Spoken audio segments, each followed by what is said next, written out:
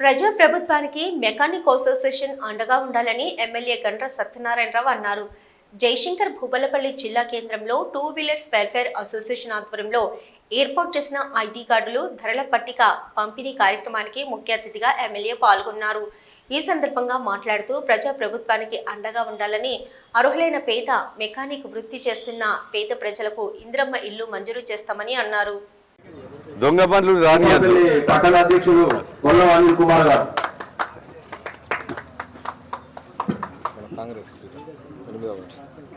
భూపాలపల్లి పట్టణ సెక్రటరీ గంగాల సంతోష్ గారు,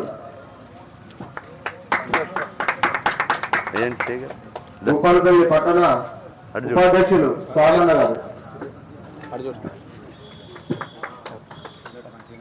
భూపాలపల్లి పట్టణ జాయింట్ సెక్రటరీ మహేశ్వర గారు, అటకాపురం సురేందర్ గారు, సభ్యులు ప్రదీప్ గారు, శ్రీకాంత్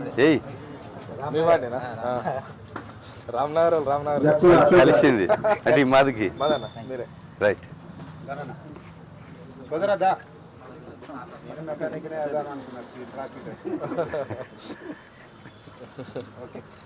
చేయగలరు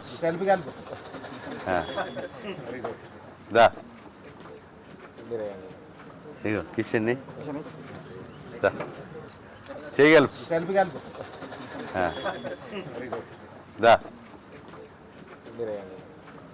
కిషన్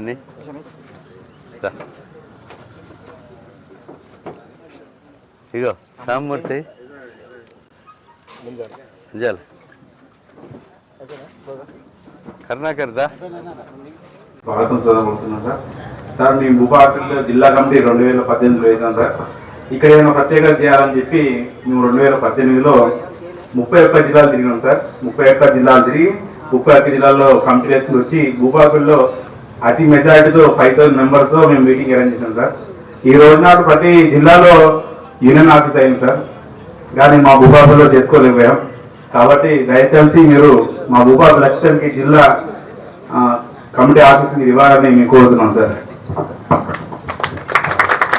గండ్ర సత్యనారాయణ గారికి, స్థానిక గౌరవ కౌన్సిలర్స్ మరియు ఈ mechanic association district presidents, district body, ఇంకా ఇక్కడ ఉన్నటువంటి మెకానిక్ ఎవరైతే ఉన్నారో మెకానిక్ మోటార్ సైకిల్ మెకానిక్స్ అందరికీ కూడా నమస్కారాలు సార్. నిన్న మీరు మా దగ్గరకు వచ్చి ఈ కార్యక్రమం రమ్మని చెప్పి ఇన్వైట్ చేయడం జరిగింది సార్.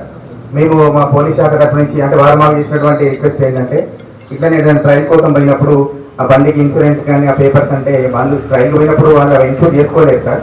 కాకపోతే వారికి పర్సనల్ డ్రైవింగ్ లైసెన్స్ ఏదైనా ఐడెంటిటీ కార్డు ఉంటే అది చూసి మేము దాన్ని ఎక్స్క్యూజ్ చేయడానికి అవకాశం ఉంటుంది సార్. సో మా డిపార్ట్మెంట్ తరఫున డెఫినెట్గా మేము 100% కోఆపరేట్ చేస్తాం సార్. అదేవిధంగా మా డిపార్ట్మెంట్ నుంచి 100% కోఆపరేట్ చేస్తాం సార్. అదేవిధంగా కొన్ని బైక్ దొంగతనాలు జరిగినప్పుడు కూడా ఆ రిపేర్స్ కోసం అని వాటికి వీళ్ళ దగ్గరకు వస్తారు సార్. వీళ్ళ దగ్గర కొంత సమాచారం ఉంటుంది.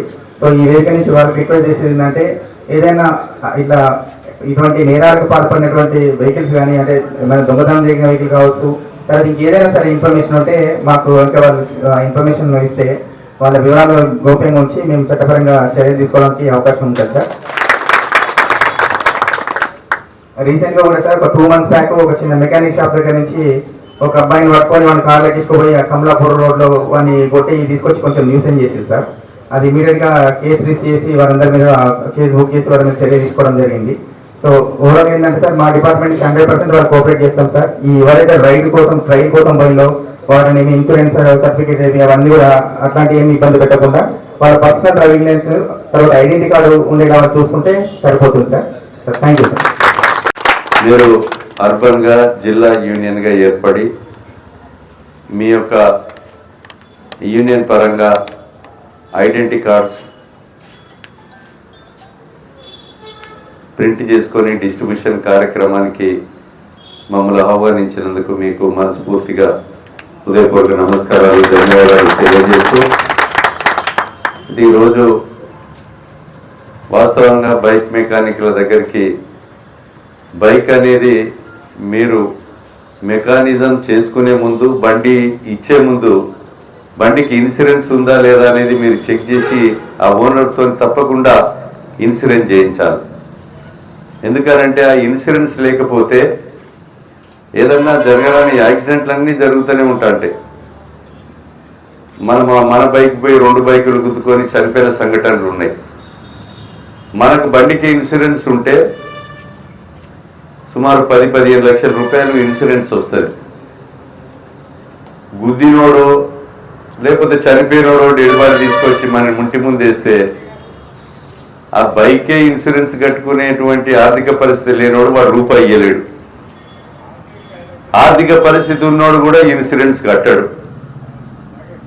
మనం సాడుకు పోలీసు వాళ్ళు ఈడున్నారని పోలీసు వాళ్ళకి అక్కడ ఉంటారు, ఇక్కడ వాళ్ళు గంటల కొద్ది ఉంటా అంటారు. నేను చాలా మంది చూస్తా అంటారు రోడ్లు ఎంబడి పెద్ద పెద్ద డీసీఎంలు, టాటా ఏసీలు, మోటార్ సైకిళ్ళు, భార్య ఉంటుంది, పిల్లలు ఉంటారు. ఆడ పోలీసు వాళ్ళు ఆగితే వీడు ఇక్కడ నిల్చొని ఉంటాడు. అది ఎందుకయ్యా మరి బండికి కాగితాలు చేసుకొని ఇన్సూరెన్స్ చేసుకొని రెగ్యులరైజ్ చేసుకుంటే బాగుంటుంది అనేది నా భావన. అది మెకానిక్స్ మీరు బైక్ ఓనర్లకు మీరు వాళ్ళని ఎడ్యుకేట్ చేయవలసిందిగా నేను విజ్ఞప్తి చేస్తున్నా. ఎందుకంటే ఇది చాలా ముఖ్యమైన విషయం. నా యొక్క బండి ఇన్సూరెన్స్ టైం వచ్చిందంటే 20 రోజుల ముందే కడతా. ఒకవేళ దాటిపోతే ఆ బండి తీయ మళ్ళీ ఇన్సూరెన్స్ కట్టేదాకా. ఇది ఒక పాలసీ, ఒక పద్ధతి పెట్టుకోవాలి. నేనేమంటానంటే పోలీసు వాళ్ళు బైకులు పట్టుకోవద్దు అంటలేను, ఇన్సూరెన్స్ లేని వాళ్ళందరినీ కూడా పట్టుకోవాలి. డ్రైవింగ్ లైసెన్స్ లేని వాళ్ళందరినీ కూడా పట్టుకోవాలి. ఎందుకు నడపాలి? ఇక్కడనే డీటీఓ ఉన్నాడు, మీరు నా దగ్గర తీసుకురండి, మీ వాళ్ళలో 50 మంది 100 మంది ఉన్నా తీసుకురండి, నేను ఫ్రీగా ₹1 లేకుండా లైసెన్స్ ఇప్పిస్తా, డ్రైవింగ్ లైసెన్స్ ఇప్పిస్తా, బండి కాయిదాలు కూడా చేయిస్తా. ఓకేనా? దీన్ని దృష్టిలో పెట్టుకోవాల్సిందిగా మీకు విజ్ఞప్తి చేస్తున్నా. మొన్న ఏదో కాలనీ వాళ్ళు వచ్చిండ్రు, మన సిఆర్ నగర్ వాళ్ళు ఒక 100 మంది